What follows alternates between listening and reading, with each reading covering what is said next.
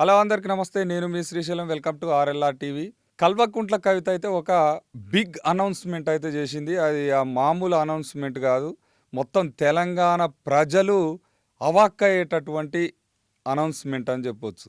ఈ ఏంటిదబ్బా అంతలా అవాక్కయ్యేటటువంటి అనౌన్స్మెంట్ ఏంటిది అని అనుకుంటురా? ప్రతి పేద కుటుంబానికి 1 ఎకరం భూమి ఇచ్చేస్తా అని చెప్తుంది. అంటే ఎప్పుడు ఇస్తుంది?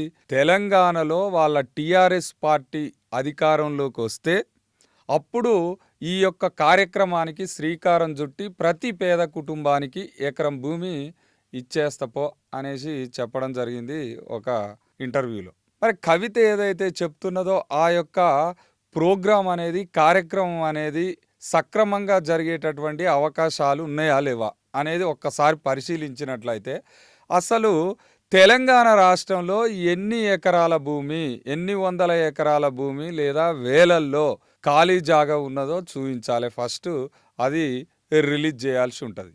ఎందుకు అనంటే అసలు తెలంగాణలో ప్రభుత్వ భూములు ఎక్కడున్నా కానీ వాటిని కాజేయడానికి గుంటనక్కల్లాగా, రాబందుల్లాగా ఎగబాకి మొత్తం ఆ ప్రభుత్వం ఉన్నప్పుడు ఆ యొక్క అధికారులు, అంటే గతంలో ఉన్నటువంటి 10 సంవత్సరాల్లో టీఆర్ఎస్ ప్రభుత్వమే ఉన్నది. ఆ టీఆర్ఎస్ ప్రభుత్వంలో ఉన్న రాబందులు మొత్తం ఆ యొక్క ప్రభుత్వ భూములను కాజేసిన విషయం మనందరికీ తెలిసిందే. మరి అప్పుడు ఏం చేసింది కవిత? తెలంగాణలో ఉన్నటువంటి కవితక్క ఏం చేసినావు అనేసి నెటిజన్స్ అయితే ప్రశ్నల మీద ప్రశ్నలు సంధిస్తున్నారు. అదొక పాయింట్. మరే సరే, అప్పుడు కవితక్క కొంచెం మర్చిపోయింది అనుకుంటే, మరి ఈ దళితులకు 3 ఎకరాల భూమి ఇస్తానన్నటువంటి మాట ఎక్కడ పోయిందమ్మా? ఈ నాన్నగారు చెప్పిన ముచ్చట ఏమా? మరి ఆ 3 ఎకరాల భూమి ఎక్కడ పోయింది అనేసి నెటిజన్స్ ప్రశ్నిస్తున్నారు.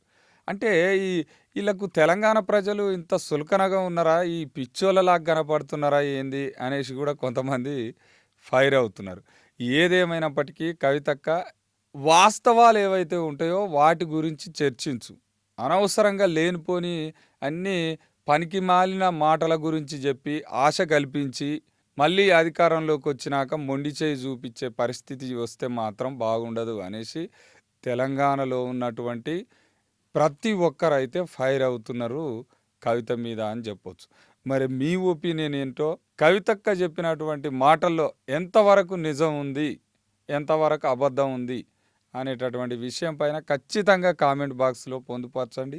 చూస్తూనే ఉండండి ఆర్ఎల్ఆర్ టీవీ. సబ్స్క్రైబ్ చేసుకోండి, షేర్ చేయండి, కామెంట్ పెట్టండి. Thank you so much.